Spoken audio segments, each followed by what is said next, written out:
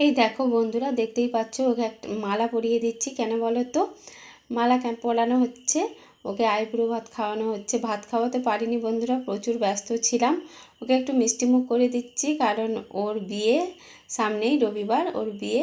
সেজন্য একটু দই, একটু রসমালাই, তারপর একটু সন্দেশ এরকম নিয়ে চলে আসলাম। আর নিয়ে এসে ওকে একটু মালা পরিয়ে দিলাম, আর ওকে একটু মিষ্টিমুখ করিয়ে দিলাম। আর আমরাও একটু মিষ্টিমুখ করে নিলাম।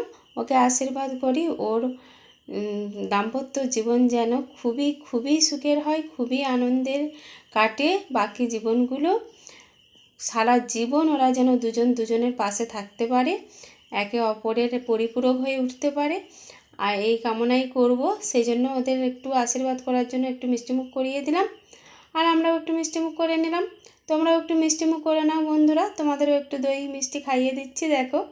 আর ওরা যেন খুব খুব সুখী হয়।